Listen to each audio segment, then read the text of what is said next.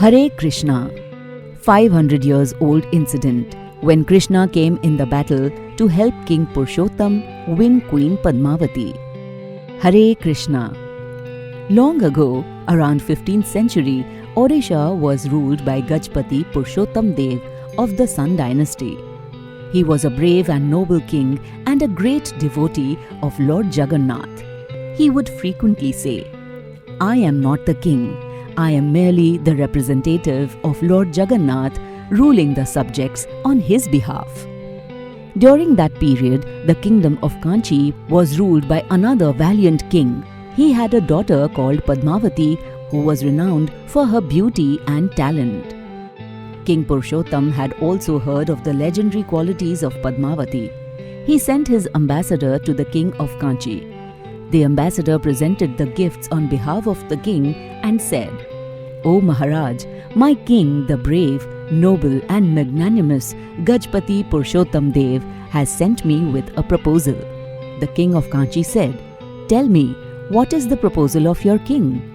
He said, "Maharaj, the king has sought your daughter, the beautiful Princess Padmavati's hand in marriage." The King of Kanchi was delighted. He had also heard of the virtuous qualities of the ruler of Odisha.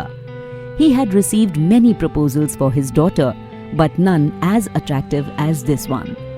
However, before the king could give his consent, one of his ministers got up and said, "Maharaj, this proposal of marriage made by the king of Odisha cannot be acceptable to the Kingdom of Kanchi."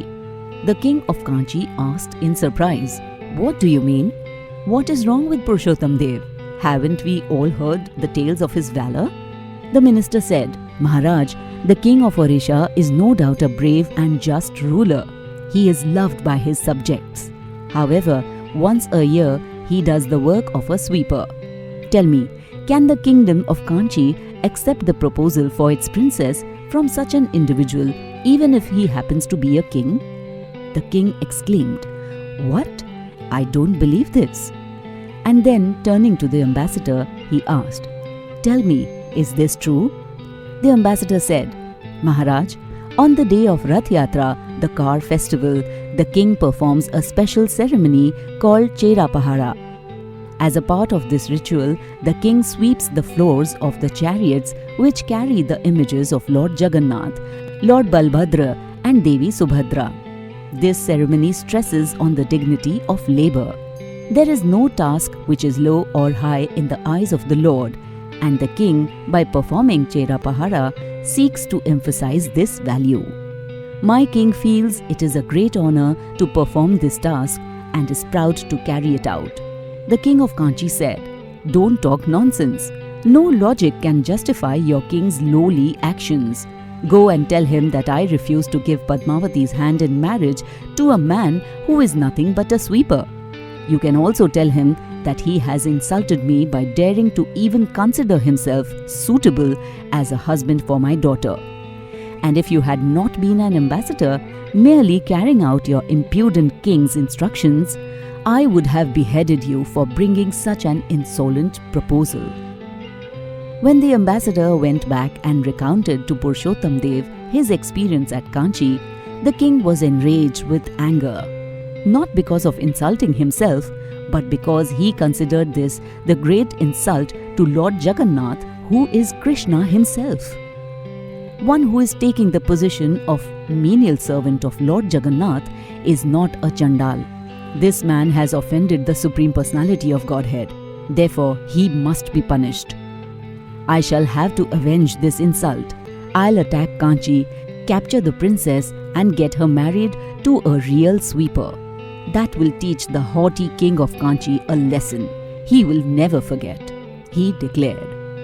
King Purushottam immediately got all of his armies together and attacked the Kingdom of Kanchi.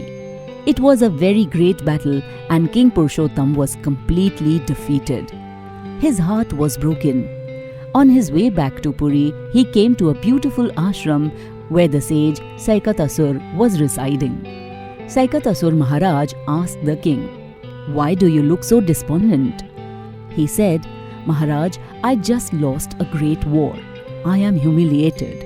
I wasn't fighting for myself. I was fighting for the honor of Lord Jagannath." Saikatacharya asked him, "Did you ask for the blessings of Lord Jagannath before you went into battle?" He said, "No, Maharaj, I forgot. I was so angry. In my rage, I just immediately assembled my soldiers and attacked. I didn't get the Lord's blessings." Saikatacharya said, "Nothing is auspicious without the blessings of the Lord and his devotees. You should go back to Puri and you should receive his blessings." The king felt so bad that he neglected the Lord by not receiving his blessings before embarking on such an important service as declaring war against an enemy. He went to Lord Jagannath's temple in Sri Purushottam Kshetrapuri Dham, and there he closed all the doors so that it was only himself, Sri Balram, Subhadra, and Lord Jagannath. Tears were pouring from his eyes in shame. He was praying all night long with his hands folded, bowing down again and again. He was crying to Lord Jagannath that, "Please forgive me.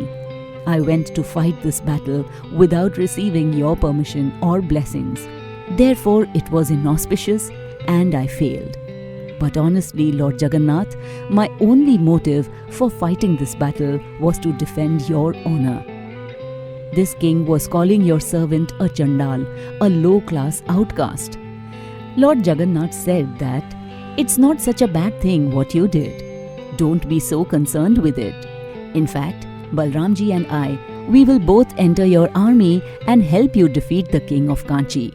Go back and attack him." King Purushottam became very happy. Jagannath is Krishna himself, the absolute truth, the source of all power. This time Purushottam Deva himself led his soldiers. The king had not travelled far from Puri when he was stopped by a young woman. He asked, "Who are you and what do you want?" The young woman replied, "Maharaj, my name is Manika. I am a milkmaid. 2 men passed this way a few hours ago. One was fair and the other was dark. One was riding a white horse and the other a black one. They were handsome and looked of royal lineage. They very gently asked me for some curd. After they had eaten the curd, I asked them for money. They started searching for their belongings but found that they did not have any money. Then the one who was dark took out a diamond ring and told me, 'A king leading a huge army will follow us shortly. You take this ring to him and he will pay you the cost of the curd.' The 2 handsome strangers then galloped away on their horses. With these words, Manika gave the king a diamond ring. The king looked at the diamond ring and was amazed. He could not believe his eyes. It was the Ratna Mudrika, the precious ring that Lord Jagannath would personally wear in the temple of Puri. Just then, a messenger came rushing from the Jagannath temple at Puri. He informed the king that the diamond ring which adorned the finger of Lord Jagannath was missing. Purushottam Deva was elated. Lord Jagannath and Lord Balbhadra had personally joined his campaign against the conceited King of Kanchi. The king bowed in devotion to the gods and informed his soldiers of their good fortune. In fact, the king was so happy that to pay Manika, he gave her the entire village for the price of the yogurt, and to this day, that village is known as Manika Pattanam, which was named by King Purushottam after Manika. The king and his army set forth to Kanchi with renewed confidence.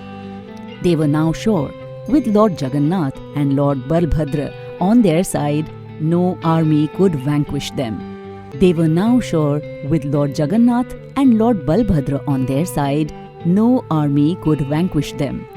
In the war, Purushottam Deva's soldiers fought like never before and defeated the King of Kanchi's army. He took the Ganesh deity, which was worshipped in Kanchi, back to Puri. In this way, Jagannath Dev crushed the arrogant pride of the King of Kanchi. It is said that Ganesh tried to cast obstacles in Purushottam's way during the battle. Since he went against his customary role of eliminating obstacles, he was given the name Bhand Ganesh, that means deceitful Ganesh. Purushottam Dev also imprisoned Padmavati and brought her to Puri. After reaching Puri, King Purushottam said, "I will not marry this girl because her father offended Lord Krishna, because he is so against street sweepers. You should marry this girl to the most noble and qualified street sweeper of our kingdom," he told his chief minister. The minister was an old man with a wise head on his shoulders. He took the princess home and took care of her as his own daughter. Months went by. At the next Rath Yatra, the king, as was the custom, swept the floor of the 3 chariots. After the ritual, as he stepped down from the 3rd chariot, the minister came up to the king. Behind him was Princess Padmavati. The minister bowed and addressed the king. "Maharaj, you asked me to marry Princess Padmavati to a sweeper. Well, I searched far and wide, but could not find a more suitable sweeper than you.